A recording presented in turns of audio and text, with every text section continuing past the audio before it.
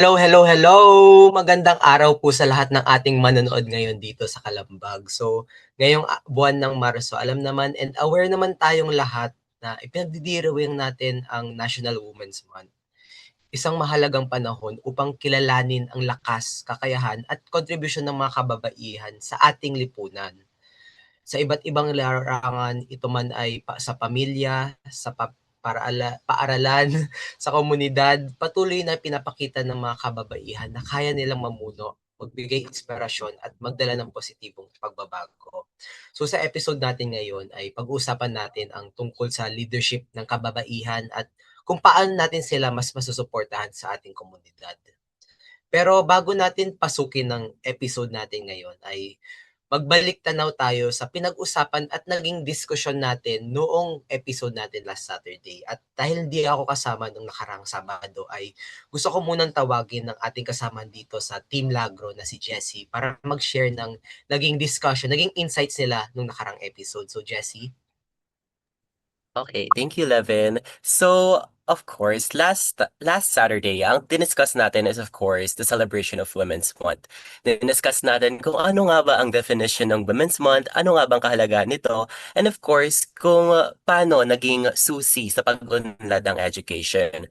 Of course, napag-discuss natin na ang Women's Month ito ay isang pagkilala sa contribution at tagumpay ng mga kababahigan sa ating kasaysayan. Of course, napag-usapan din natin dito ang proteksyon sa karapatan dahil ito ang best time to discuss these types of topics, especially dun sa mga hamon ng makabagong panahon, katulad na lamang dun sa online safety and of course dun din sa lumang stereotypes na paniniwala o paniniwala ng mga taong kaalaman lang nila ay lalaki lamang makakagawa. Well, in fact, kaya ng lahat kasama ang kababaihan. Of course, na-discuss din natin dito ang papel ng kabataan. Kasi bilang pangukas ng ating episode doon, sa paglikha ng ligtas na espasyo para sa paaralan at sa komunidad, na-discuss natin na malaki ang papel ng kabataan sapagkat dito papasok na sa simpleng pagsuporta sa kapwa at hindi lamang sa pagtanggap ng anumang uri ng pambabastos o diskriminasyon. So sa madaling salita, last Saturday, ang diniscuss natin ay tungkol sa pagkilala, pagprotekta at pagpapalakas o empowerment sa kababaihan sa kapamamagitan ng edukasyon at pagkapantay-pantay. So yun lamang, back to you, Levin. Thank you, Jessie. At kung gusto nyong panoorin muli o di nyo pa napapanood yung nakarang episode natin or nagkaroon kayong episode or may nakarang episode na hindi nyo napanood, gusto nyong balikan, ay lahat yan ay mapapanood natin sa aming Facebook at YouTube page. Search nyo lang po ang Kalambag at makita nyo po from pinaka-recent naming episode hanggang sa mga nakaraang episode ay matatagpuan nyo po doon. So isa pa, bago tayo magsimula, gusto ko lang siyempre kamustahin naman ang ating mga kasamahan dito sa Kalambag for today's episode. So, gusto ko lang makita kung kamusta sila, ano yung mga naging happenings nila for this week, this day. So, unahin na lang natin si Shivon. So, kamusta ka, Shivon? How was your day or week? Hello? Ay, parang nagkakaroon Hello? ng tech. Ayan, okay, okay. For me, this day, nothing special naman kahit hindi hindi ano, dahil kasi wala rin naman ako masyadong ganap sa bilo ngayon. And I feel like, yeah, I'm just excited to hear aside of this episode and Thank you, Shivon. How about sa'yo, Jessie?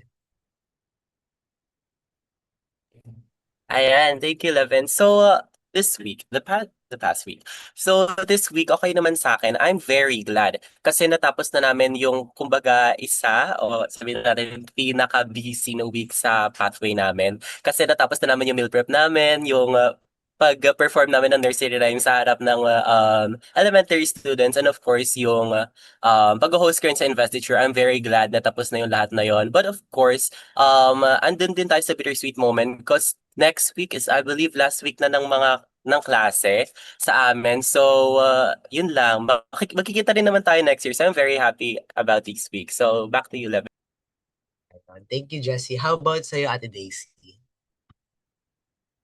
So, hello guys. So, ngayong week, naging busy ako kasi ano namin, unit test, like midterms namin ngayong week. And also, may culmination kami sa PatFit. Sumayaw kami kahapon, actually. So, naging busy and also may sports fest and finals na namin next week. And magiging busy rin ako super duper next week kasi foundation week and also finals na rin. And may piniprepare kami para sa training and also sa finals ng sports fest namin next week. Yun lang, Levin. Thank you. Thank you, Ate Daisy. How about sa'yo? First time ko lang ata ito makasama si Ate Vieka. Tama ba yung pag-pronounce ko ng name mo? Hello I believe po. nakasama ka nung mga nakarang episode, pero first time ko lang ikaw makilala. So, tama? Opo, nagbalik po ako ng Kalambag. Member po ako since I was grade 10 and now po I'm first year college. So, for me po, okay lang naman po ako ngayon and kasi nakita na namin yung grades, hindi bagsak yun. Kaya happy. Yan po. Thank you Ayan, po. thank you, Ate. So, since yun na, tapos na tayo, na share na natin yung mga kamustahan natin, nakumusta natin lahat ng episode, ng mga kasamahan natin for this episode. Kamustahin naman natin yung sarili. Kakamustahin ko naman yung sarili ko. So, this week, medyo similar with Jessie, kasi syempre kaklase ko siya.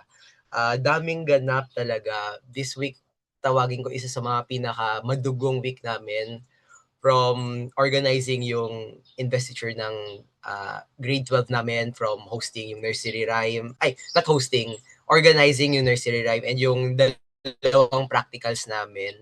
Medyo nahirapan talaga this week, pero very fulfilling yung naging outcome for me. For me, very fulfilling yung naging outcome, naging happenings this weekend. Kahapon, parang nabawi ko rin lahat ng pagod. Gumala kaming magkakaklase, nag-UP Diliman and umikot-ikot ng UP. So, medyo nabawi naman yung pagod. So, yun naman, very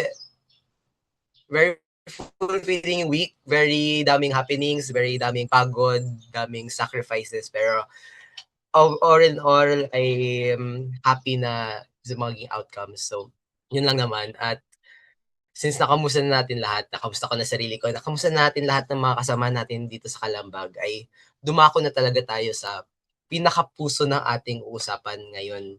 Kaya gusto ko tawagan si Ate Daisy para simulan itong episode na ito. So, Ate Daisy.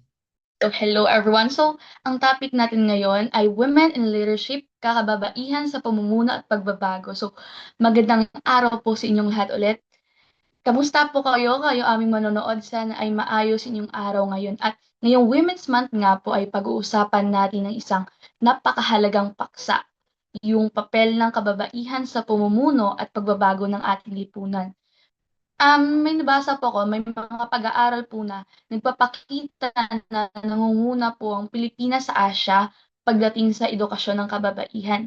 Pero kapag usapang trabaho naman at leadership positions, medyo nahuhuli pa rin po tayo. Kaya mahalagang pag-usapan kung paano natin mas mapalakas ang boses at presensya ng kababaihan sa pamumuno.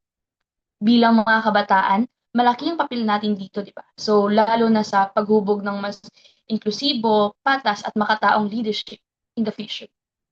Kaya naman, samahan ninyo kami sa isang makabuluhang talakayan kasama ang aking mga kasamahan mula sa Lagro at mula sa Kalambag Lakas.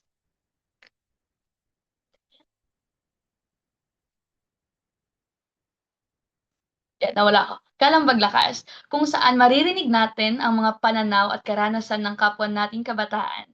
But before we start, gusto ko lang sabihin na excited ako marinig yung mga insights niyo kasi bilang kabataan iba-iba yung insights natin sa leadership like that. So simulan natin ang unang. So guys, para sa inyo, ano ang katangian ng isang mabuting leader? So Shivon, para sa iyo Shivon. Okay.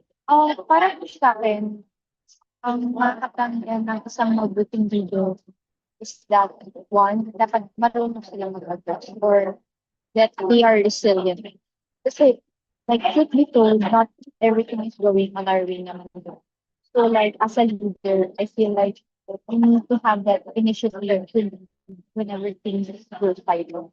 Or not just in terms of success, but also when you're or two, yung dapat marunong ka mag-communicate. For me, communicating is a big factor. Like, and who needs to communicate even when it's hard, or rather, especially when it's hard. Kasi like, anyone can say well, but to be a leader, you need to step into the fire. To be a leader is like, you have to say the words na nobody has the courage to say. Or like, you have to be humble enough to listen and brave enough to move first. And third is the entitled sa posisyon niya. Kasi sometimes yung kapag nagkakaroon tayo ganun, sometimes nasa-feed yung ego natin na-affect yung uh, service or actions natin towards dun sa leadership. Ay, Thank you so much, Shipon. Let's ask Levin. So, Levin, di ba kung para sa'yo, ano yung katangian ng isang mabuting leader? And if meron kang isang leader na hinahangaan, sino yun? At ano yung mga katangian niya na super gusto mo, na nagustuhan mo sa pamumuno niya, Levin? Sige, unahin ko muna yung ano yung pagiging isang leader sa akin. So para sa akin kasi yung leadership, siya yung parang wait lang, hindi ko makakuha pero parang ano siya, servant leader type kung saan siya ay may integrity, may malasakit, and may vision talaga na makamuno at tumulong sa iba. Para sa akin kasi yung tunay na leader, makinig sa kanyang mga kasama, handang itaas yung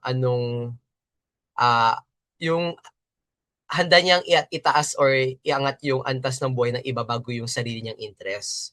So, s- when speaking of that, para sa akin kasi wala akong specific na tao na in mind. Siguro yung ganun lang talagang qualities yung kinahahangaan ko, yung ina-idolize kong qualities ng isang pagiging leader. Isang tao na may servant leader na mentality or parang morality kung saan siya yun yung sinusundan siya. Hindi siya basta hindi siya basta-bastang boss lang na taga-utos or taga-sabi lang ng kung anong kailangan gawin ng mga nasa ilalim niya or kinahahawakan niya.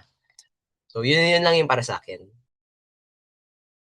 Thank you so much, Levin. At pakinggan naman natin ang insights ni Jessie.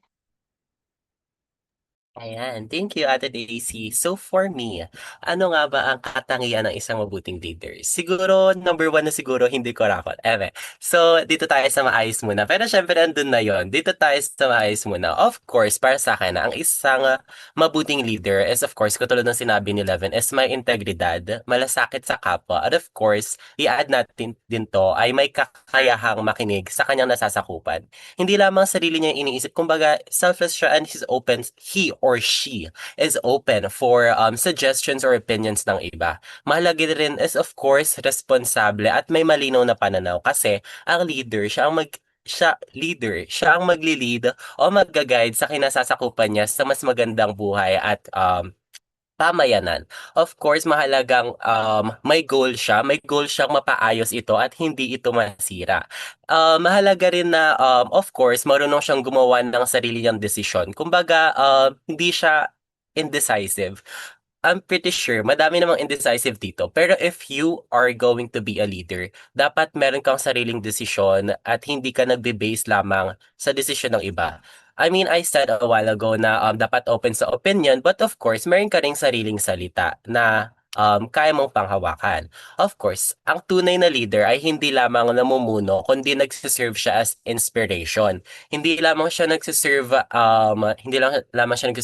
physically, emotionally, or mentally, but of course, nagigive siya ng inspiration and motivation sa other people for them to keep on going on what they are trying to work for.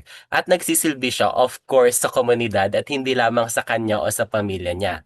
Ngayon naman, din tayo sa second question kanina, kung may hinahangaang leader tayo, ano yung mga katangian niya? Of course, di na tayo lalayo. Wala rin akong specific person in mind kasi alam na natin, ang dami namang female leaders, hindi na ako makapili doon. Pero, of course, ang hinahangaan ko is, of course, yung mapagkumbaba. Even though na mataas na ang narating, hindi, yung, tag dito? yung mga paa niya is nasa ground pa rin. And of course, open siya sa opinion ng iba. Nagugustuhan ko yung ganong paraan ng pamumuno kasi nakikinig siya sa bawat opinion or miyembro ng komunidad na nagkakaroon lahat ng pagkakataon na maipahayag ang kanya-kanya nilang idea. Kasi in this way, yung idea ng bawat isa is mapagsasama-sama nila para makagawa ng solusyon sa malaking problema ang kanilang kinakaharap. And of course, meron ding pagkakaisa at tiwala sa loob din ng grupo. So, thank you, Ate Daisy. Back to you. Thank you so much, Jessie. So, pakinggan naman natin si Vieka. How about you, Vieka? Dun po sa unang question is ano yung katangian ng para sa akin ano yung katangian ng isang mabuting leader. So, for me po is ang isang mabuting leader is yung handa po siyang makinig sa mga kasama katulad nga po ng sinabi nila, and then hindi lang po yung sarili niyang iniisip niya. Dapat po may respeto siya, tapos marunong siyang gumawa ng desisyon na para po sa mga grupo, and then mahalaga din po yung pagiging responsable. Kasi po dahil po doon nagkakaroon po tayo ng pagtanggap din sa sarili nating mga pagkakamali, ganun po. And then sa pangalawang question naman po is kung may leader ba na hinahangaan. So ang share ko lang po is yung ako po, hinahangaan ko po yung sarili ko. In the past few years po kasi naging isang leader din po ako sa school namin, paulit-ulit din po yun. Parang sarili ko po yung nakikita ko, yung kasi siyempre po yung parang naging successful po yung pamumuno ko noon, na siyempre po yun mas inuuna po talaga yung kapakanan ng iba, yung mga katulad ko rin po ng mga estudyante din po yun na hinihingi ideas para po tulong namin maayos sa na yun po. Thank you po. Thank you so much for sharing, everyone. So, mahalaga talaga yung mga katangian ng isang mabuting leader is gaya yung mga sinabi niyo, may initiative, yung marunong makinig, marunong makisama, kasi di ba, mas mahalaga yung marunong makinig talaga kasi yung tsaka yung marunong umintindi sa sitwasyon at handang tumayo para sa tama kahit mahirap. So, meron din akong actually mahinahanga din akong leader sa school, pero hindi ko na siya name drop. Ano kasi siya, senior namin. Yung tipo na na hindi talaga siya hindi lang nagbibigay ng instructions, kundi sumasama siya mismo sa trabaho. Tumutulong, and also pinaparamdam niya sa lahat na mahalaga yung namin, suggestions or yung voice namin. Kaya before kami gumawa ng isang bagay, like kami muna yung tinatanong niya, ay yung suggestions niyo, may gusto ba kayong ibahagi, may gusto ba kayong ganto, ganyan, bago niya i-share yung sa kanya. Saka gaya ng sabi ni Levin na may initiative, like hindi na nag, nagpapautos, ganon. So, meron talaga tayong isang meron talaga tayong maraming katangian ng isang mabuting leader na sana ay mayroon pa sa ngayon, 'di ba? So, dumako naman tayo sa ating susunod na katanungan, 'di ba? Ngayon, napag-usapan natin kung bakit mahalaga ang babae sa ng pagkakaroon ng mas maraming kababaihan na may leadership position sa ating mga komunidad o lipunan. Magsimula tayo kay Shivon. Hello po. Okay. So, I feel like we're leaning towards that community naman na ngayon. And the way na mas dumadami yung female leaders natin ngayon says a lot about how we choose to shift our views about women leadership. Wherein, ngayon, now, mas inclusive, plus, mas naging, or like, it serves as an inspiration sa mga kabataan, parang na kahit natin.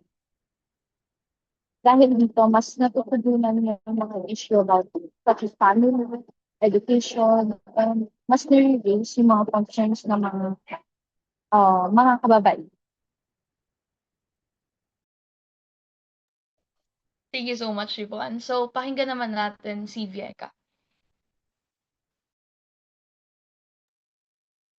Hello po.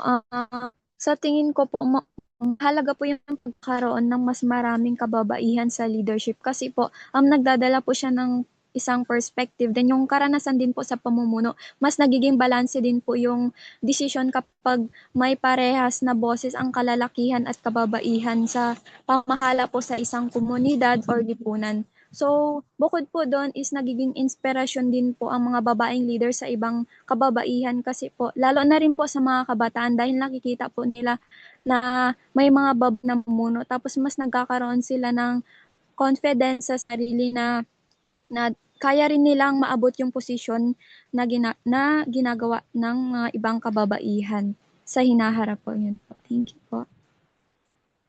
Thank you so much for sharing, Becca. Pakinggan naman natin si Levin. Hello, hello.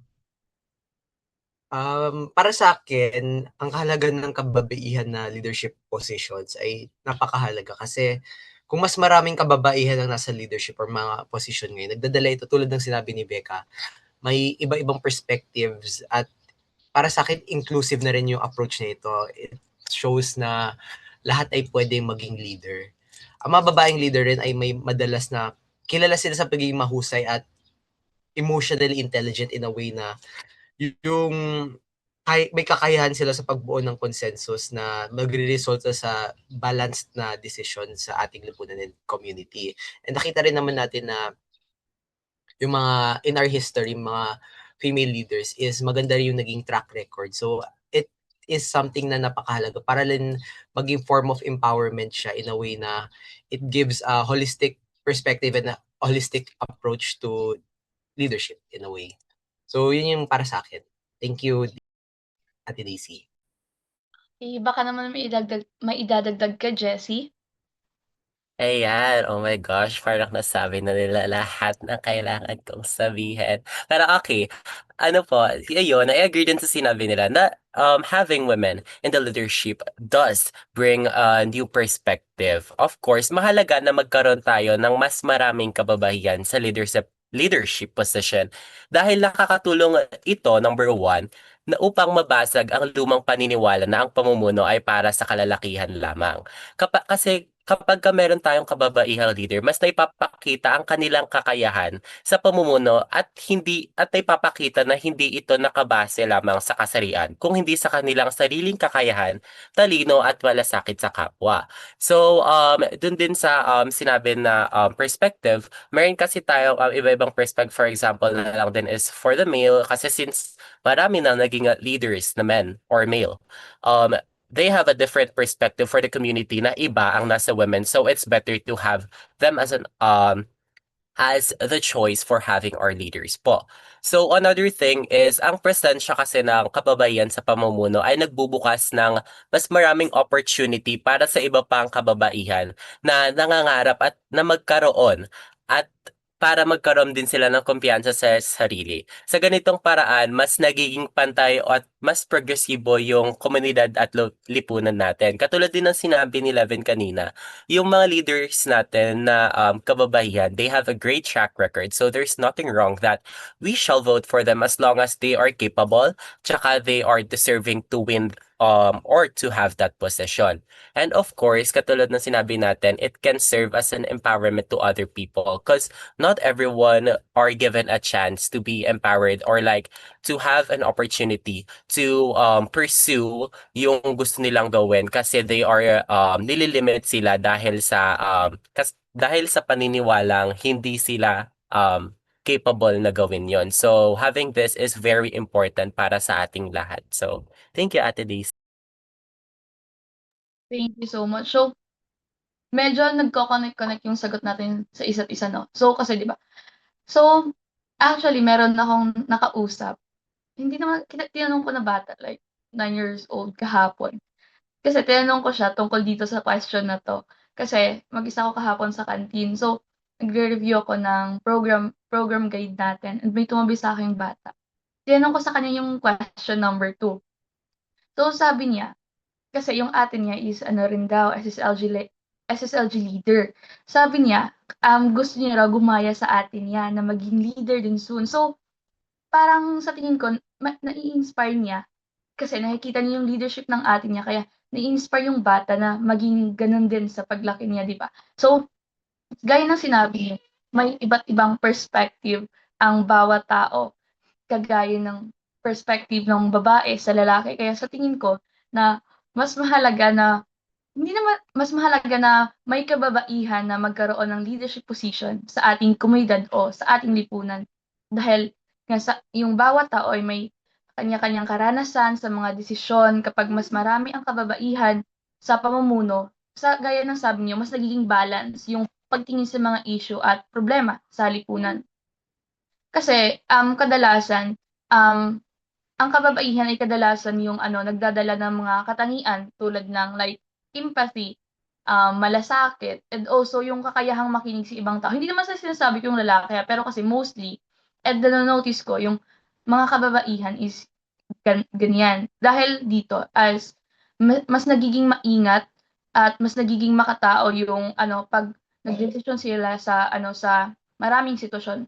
Pero hindi ibig sabihin nga nito is yung mga lalaki hindi gayang gawin ito. Ngunit mahalaga pa rin yung yung may representasyon ang both genders upang mas balance and inclusive yung pamumuno. And also bukod dito, yung um tul- tungkol sa batang sinabi ko, as in kagabi, pag-uwi ko talaga sa bahay, iniisip ko, ay, bakit isama ko to sa sasabihin ko bukas? Kasi sabi niya, kasi yung ate ko is leader. Sabi niya, gusto niya rin gumaya sa ate niya na maging leader rin daw. Kasi nai-inspire daw siya na ganun yung ate niya. So, that's all everyone. So, thank you for sharing. And sana ay ma-inspire yung ibang tao na maging leader din at mas maging mabuting leader sa susunod na henerasyon. So, dumako tayo sa ating susunod na katanungan.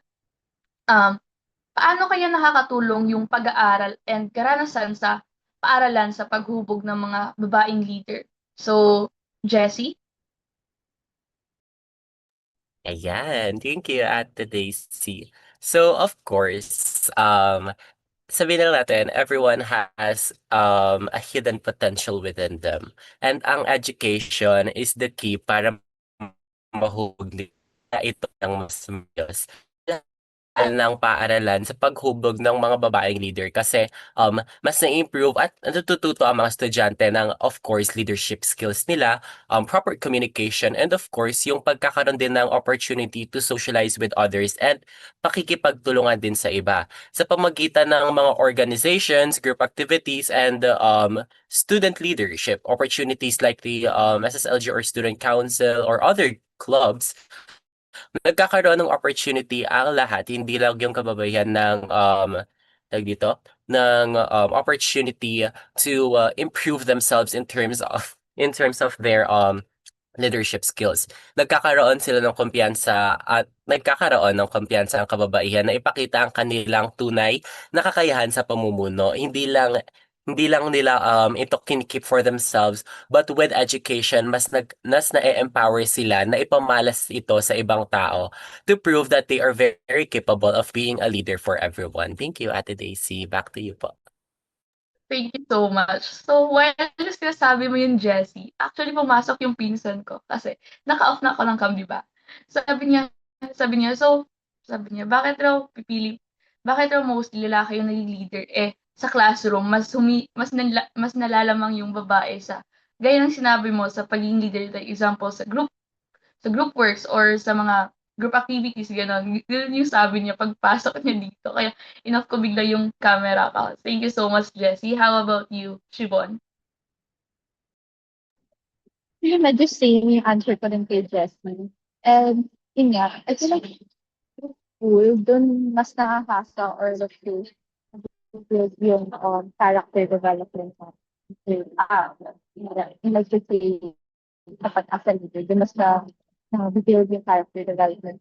And yun nga, sabi ni Jessie, yung simple group activities, pagkakali sa mga clubs, yun din sabi ni Ate Casey, being a class officer, or even volunteering against sa mga simple activities. Doon pa lang parang natututunan na natin yung self-discipline, responsibility as a student. Mga simple ways na yun na practice natin. Thank you so much, Shibon. How about you, Bianca? Hala, nasabi na nila lahat. So, para po sa akin is, natututo po tayo ng maraming kaalaman and yung kasanayan po natin sa pamamagitan rin po, yun nga po na sinasabi ng character development, yung pagsali po sa mga group activities, in yung mga school organizations din po. Natututo po tayo sa makipag-communicate at yung makipagtrabaho po sa iba. Then nakakapagbigay rin tayo ng mga ideas. Doon po is nagkakaroon tayo ng pagkakataon para ma-practice yung pagiging isang pinuno or pamumuno someday. And then tulad nga din po ng pagiging class officers or pag-organize sa mga school activities. So sa mga ganong paraan po is unti-unti tayo nagkakaroon ng confidence sa sarili at nahahasa din po yung kakayahan natin bilang maging isang leader pagdating ng panahon or pwede ngayon po. Yan po. Back to you, Pati Daisy. Thank you so much, Bianca. So, malaki talaga yung papel ng paaralan sa paghubog ng mga babaeng leader dahil sa school nagsisimula ang maraming karanasan na tumutulong sa pag-develop ng leadership skills ng mga kabataan. Like nga nang sabi niyo sa mga group activities, group projects, or sa classroom discussion at iba pang activities na natututo yung mga estudyante kung paano makipag-communicate, makipag-cooperate, and magtrabaho bilang buo, bilang isang team. And also para sa mga kabataang babae naman ay may mga ganitong karanasan talaga, di ba, na mahalaga dahil nagkakaroon sila ng pagkakataon na ipakita ang kanilang kakayahan sa pamumuno. Halimbawa nga ng mga sinabi niyo sa mga group leader, class officers, organizations, clubs, and sa mga pag-organize, and also sa mga paggawa ng mga decision para sa ikabubuti ng kanilang grupo. And aside from that, dito sa paaralan is yung lugar na kung saan nabubuo yung, sa gaya ng sinabi nyo, confidence ng isang estudyante kapag nabibigyan ng pagkakataon ng mga babae na magsalita sa harap ng klase, magbahagi ng kanilang opinyon, and also mamuno sa mga gawain na mas magiging mas nagiging matapang na ipahayag yung kanilang saloobin or kanilang ideya sa ganitong paraan. Unti-unti silang nahuhubog upang maging leaders in harap. Like, gawin natin example yung nakakasama ating babae, di ba? Gaya ni Shivon at Vivieka. Mas nagkakaroon sila ng confidence dahil nasasabi nila yung kanilang idea, yung kanilang perspective, insights sa pamamagitan ng pagsali nila sa kalambag. And also, gaya ng sabi ni Becca, na naging leader din siya once. Kaya nasasabi niyang naging mabuti siyang leader kasi nagagawa niyang gampanan ng maayos ang kaniyang role. So, let's move on. So, para naman sa inyo, napag-usapan na natin yung yung paano nakakatulong, yung kahalagahan, yung katangian ng isang mabuting leader. Sa tingin niyo, ano naman yung mga humahadlang sa kababaihan na kumuha o makakuha ng mga leadership position sa ating komunidad o lipunan? So, magsimula tayo kay Jessie. Okay, ayan. Ito na tayo sa isa sa matinding tanong. Ano nga ba ang humahadlang sa kababaihan upang makakuha ng leadership position sa ating lipunan o komunidad? Number one is yung makalumang pag-iisip na ang ang leadership ay para sa kalalakihan when in fact hindi ito totoo. Tawag dito, ito yung pumipigil sa kababaihan na mag-push through. Even though there are a lot of women na tumakbo, madaming hindi nagbibigyan ng opportunity because a lot of people believe na mas capable ang lalaki to handle this politics stuff or leadership stuff. So, ilan ang humahanda dito is of course yung yun nga yung pamumuno na naniniwala silang kalalakihan lamang ang merong kakayahan nito. Of course, ito rin, isa rin sa mga hadlang dito is yung kakulangan sa opportunity na minsan kakulangan din sa suporta ng lipunan o pamilya. So lahat ito bumabalik siya dun sa lack of support due to the old mentality that men are more capable than women. Well, in fact, that is not true at all. Meron din kasing meron din na minsan mga pagkakataon na hinahamon din ng sarili nilang kakayahan ang hindi naman sariling kakayahan. Yung the people, the women itself, there are times na sila mismo ang nakakadlang sa sarili nila cause of the people around them. Cause nawawala yung paniniwala nilang kaya nila kasi maraming tao ang nagsasabi sa kanilang hindi nila kaya. Pero let us all remember na wag tayong maniwala sa sasabihin nila kasi katulad ng sinabi ko last time, sa last episode natin, ito yung medyo favorite ko, na tag dito, wag nating isiping hindi natin kaya. Kasi madaming leader na kababaihan nakaupo at namayagpag dati pa. Kung kaya nila, kaya mo rin. At of course, possible na mas magaling ka pa. So yun lang, Ate Daisy. Thank you po. Ang ganda yan ng iyong sagot, Jessie. Super. So, pakinggan naman natin si Levin. Hello, hello. Rinig ba ako? So sa tingin ko, tulad din sabi, medyo mahirap tong question, pero may ilang bagay na humahadlang sa kababaihan para makuha nila yung mga leadership positions sa ating community or sa ating lipunan. Una ay tulad na yung stereotypes or yung paniniwala ng ibang tao na mas bagay na ang pamumuno ng mga posisyon or ang mga leadership roles ay nasa kalalakihan. Halimbawa, sa ilang sitwasyon, kapag may pipiliin na leader sa isang grupo, minsan mas pinipili agad ng lalaki kahit pareho naman silang may kakayahan ng mga babae. Dahil dito parang may mga kababaihan na hindi nabibigyan ng opportunities or yung pagkakataon na ipakita ang kanilang leadership skills. Isa rin dito yung kakulangan ng suporta or opportunity to. Parang medyo relate na rin to sa stereotypes. Halimbawa, may mga babaeng gustong maging leader sa organisasyon or sa isang proyekto, let's say. Pero wala silang sapat na encouragement mula sa kanilang paligid. Kapag walang suporta kasi nagtitiwala sa kanilang kakayahan, mas nagiging mahirap sa kanila ang subukan ng mga leadership roles dahil na rin sa mga stereotypes ng ibang tao na pag mga gantong roles, mga gantong positions is dapat kalalakihan ng pumupuno or pumupuna. And I believe nag-anchor na rin doon. Yung nagiging bunga nun is yung kakulangan ng tiwala sa sarili na minsan resulta ng pressure, resulta ng yun, stereotypes, yung kakulangan ng suporta mula sa lipunan. Halimbawa, may mga babaeng estudyante na may kakayahan naman mamuno pero nagdadalawang isip sila na sumubok maging isang officer sa isang tanyag na organisasyon or maging leader sa isang club, isang movement dahil naisip nila na baka hindi sila tanggapin or baka hindi sila suportahan, baka i-bash pa sila, baka ibaba pa yung kanilang like i-pressure pa sila ganon. So dahil siguro doon, I would say na yung nagre-resulta na rin yun sa kakulangan ng mga female role models. It's because walang mga taong nag-i-inspire sa kanila na katulad nila.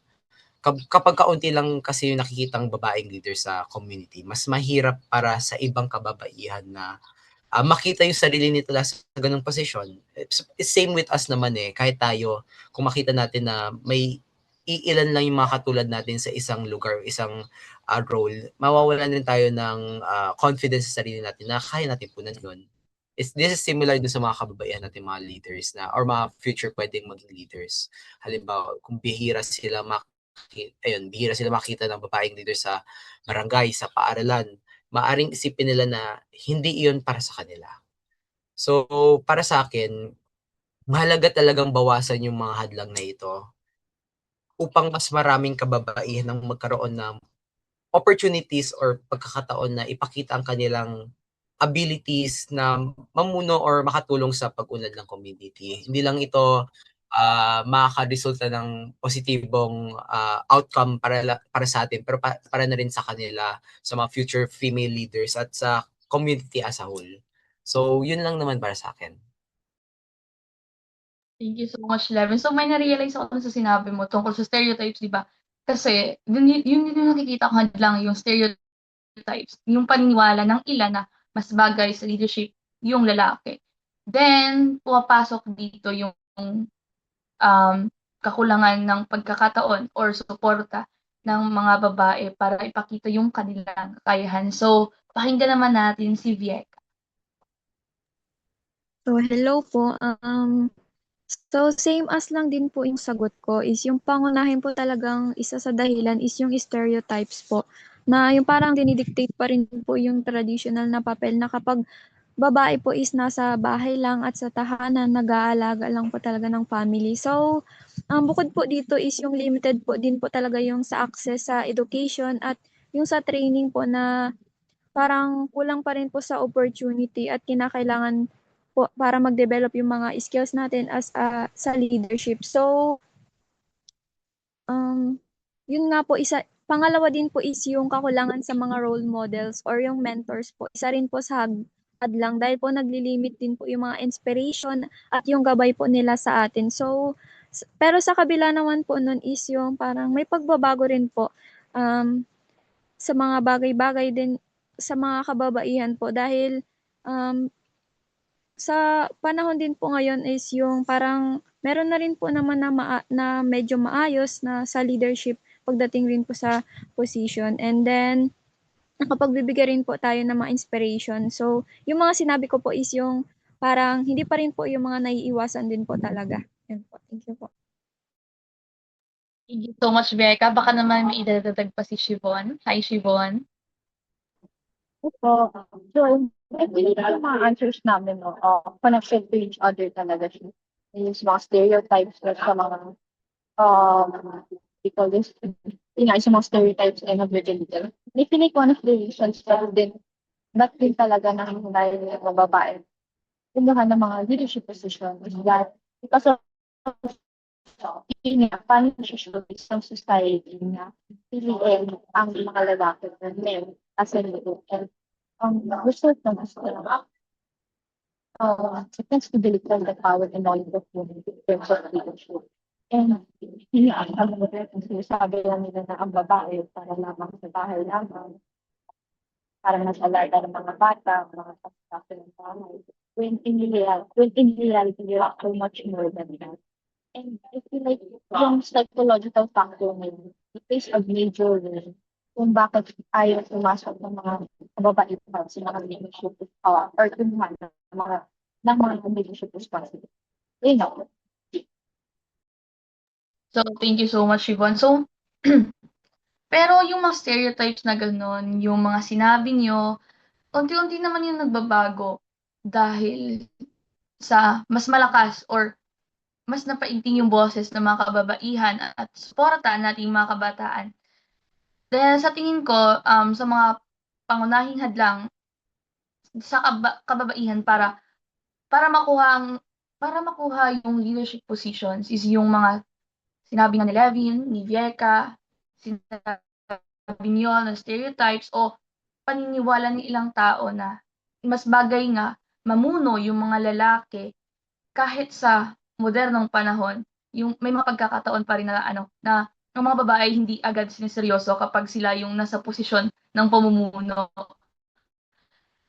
Dahil sa gantong pananaw, minsan nagdadalawang isip yung ilang kababaihan na subukan ng leadership roles. Natatakot sila na baka hindi tanggapin or baka nga sabi nyo, baka mabash o baka hindi sila paniwalaan ng ibang tao. Kasi di ba, yung mga stereotypes talaga hindi talaga natitigil yun eh. Kasi pag babae yung, hindi niya kaya yan kasi babae siya, ganto ganyan. Hindi niya kayang gawin to kasi babae siya, ganto ganyan. Hindi pa rin natin maiiwasan yung stereotypes sa pamumuno ng babae. Sa ibang pagkakataon naman, kulang din sa suporta or opportunity yung mga babae upang maipakita ang kanilang kakayahan sa pamumuno. Pero, may mga sitwasyon din naman kung saan mas maraming responsibilidad yung ang inaasahan sa kababaihan sa loob ng pamilya, tulad ng sabi ni Vieka and ni Shivon sa household chores. And kaya mas naging mahirap para sa kanila na pumasok sa leadership positions. Pero sa kabila ng mga hamon na ito, makikita natin na unti-unti nang nagbabago yung mga pananaw ng lipunan. Mas marami ng kababaihan ang nagiging leader and also sa iba't ibang larangan at mas marami na ring tao yung sumusuporta sa pagkakapantay-pantay sa pamumuno. Mayroon nga ako, kaklase ko, kaibigan ko siya. Sumali siya sa SK Kagawad. And babae silang lahat actually. Yung sa isang grupo sa SK Chairman, ka-SK Kagawad ang babae lahat. So, may dadagdag ako na tanong. So, bilang kabataan, um, may mga babae, like example, parents nyo, kaibigan, siblings, guro, or member ng family na naging inspirasyon niyo sa pamumuno or sa pamumuno. Ano yung natutunan ninyo sa kanila or sa kanya? Magsisimula ako kay Vieka.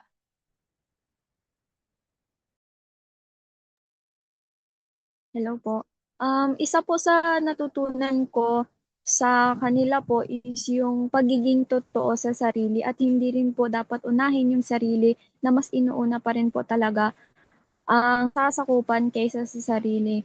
Doon po is nakikita mo talaga yung pagiging isang leader na ginagawa po talaga lahat para sa nasasakupan, and then syempre rin po is nandun din po yung yung pagiging responsable din po talaga is isa din yun sa mga katangian po. Yun po, parang dun po talaga is yung hinahangaan ko po yung mga ganong pag-uugali sa kanila po. Thank you so much for sharing, Becca. How about you, Shivon? Sorry, Ate Daisy, ano pong question? Okay, so yung additional question ko, bilang isang kabataan, may mga babae ba sa inyong buhay or like example, teacher, friend, member of family, or parent na naging inspirasyon sa pamumuno or sa pamumuno? Like, ano yung natutunan niyo sa kanila or sa kanya? For me, siyempre, relate ko sa mom ko kasi siya yung parang leader na nakikita ko emails. So, I feel like kung ano yung natutunan ko sa kanila is that stand strong sa kung anong tama, sa kung anong pinapaniwala ko sa amin. Kasi it takes a lot of guts to know what's right and to stand kung ano yung tama. And I feel like um, yun nga, kung willing rin naman tayo na, what do you call this? Kung willing tayo na to stand dun sa particular situation or happening, I feel like it would says a lot about what we do. Thank you so much, Shivon. Baka may share ka, Jessie? Ayan, wait, check natin ulit. Ayan, kung bilang kabataan, ano nga ba yung pwede natin gawin para masuportahan at mahikayat ang mas maraming kababaihan? Of course, ang isa sa pinaka magandang gawin natin bilang kabataan is by simply giving them or handing them the support or a hand whenever they need it. Dapat bigay natin sa kanila yung support and yung assurance that we believe in them. Kasi in this way, mailalabas nila ang kanilang best version of themselves and of course their full potential.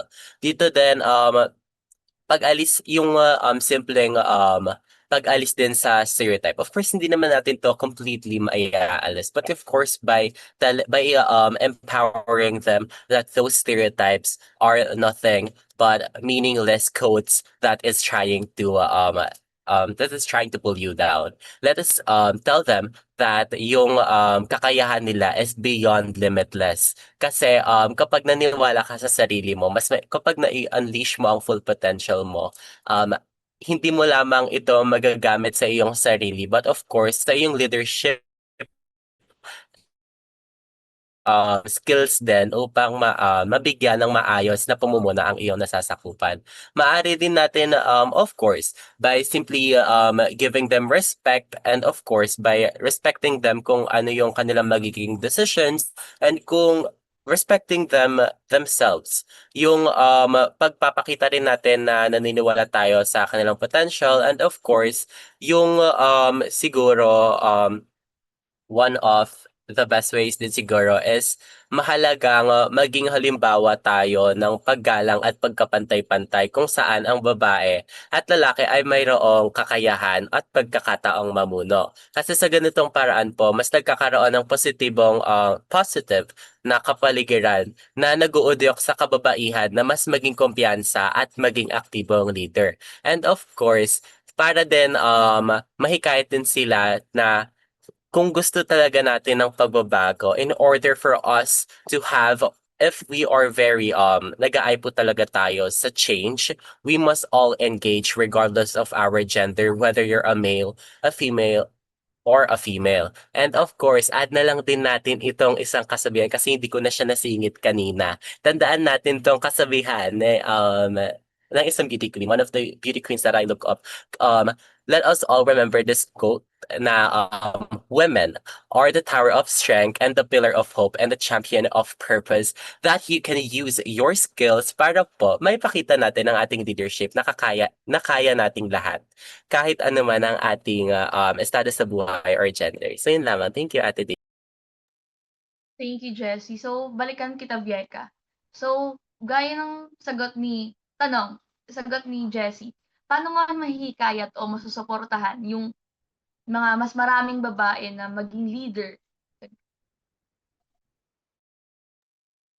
So, bilang kabataan maaari po nating suportahan yung ibang kababaihan sa pamamagitan po ng pagrespeto at paggalang sa kanilang mga kakayahan at sa kanilang mismong sarili po. Then po mahikayatin po natin sila na sumali sa mga leadership roles po talaga, and dahil po doon rin po tayo minsan tulad po ng pagiging officer or leader po sa isang project. And then po, pwede rin po yung pagiging supportive po sa kanilang mga ideas, and hindi po natin talaga maliitin yung kanilang kakayahan. Doon po sa simple mga paraan yun po is makakatulong po tayo sa ibang mga kababaihan para po magkaroon din po talaga sila ng confidence sa sarili at maging leader po sila in the future. Yun po. Thank you po. Much, Bieka. How about you, Shibon? Paano mo kaya mahihikayat yung mas maraming kababaihan na maging leader? For me, I feel like nasabi na rin ni Jess. But to sum it all up, parang for me, being heard and yun nga sabi ni Becca na makakuha tayo ng respect from them or rather respecting them sa kanilang decision in being a leader is also important as to giving equal opportunity and chances. And you know, like what we mentioned earlier, we're leading towards naman sa a much more inclusive community where gender doesn't get to determine a leader, but the willingness and the dedication. So yun na parang. Thank you so much, Shibon. Naka-off si Levin. Baka may ginagawa si Levin. So, para naman sa akin, bilang mga kabataan, marami tayong pwedeng gawin upang masuportahan or mahikayat yung ang mas maraming kababaihan na maging leader. Una sa lahat, mahalaga na magsimula ito sa ating pag-iisip. Kailangan nating igalang at kilalanin ang kakayahan ng bawat anuman, kahit anuman yung kanilang kasarian. Pwede rin nating hikayatin ating mga Okay, thank you. Okay, Levin. Pwede rin natin hikayatin ng ating mga klase or friends na babae na sumali sa mga school organizations, student councils, or iba pa activities kung saan maaari lang ipakita ang kanilang leadership skills dahil sa simpleng pag-encourage sa kanila at pagsuporta sa kanilang mga ideya is nakakatulong na tayo upang mapalakas yung kanilang tiwala sa kanilang sarili at mapaboost yung kanilang confidence. Mahalaga rin na tayo mismo yung maging supportive sa ating mga friends at maging mabuting kasama sa isang grupo, hindi maging pabigat. Kapag may kababaihan na leader, dapat natin sila igalang, pakinggan at suportahan sa kanilang mga plano and and also sa kanilang mga decisions. Dahil sa ganitong paraan, mas nagiging positibo ang kapaligiran para sa kanila upang mamuno, like mai-inspire sila na mamuno in the future.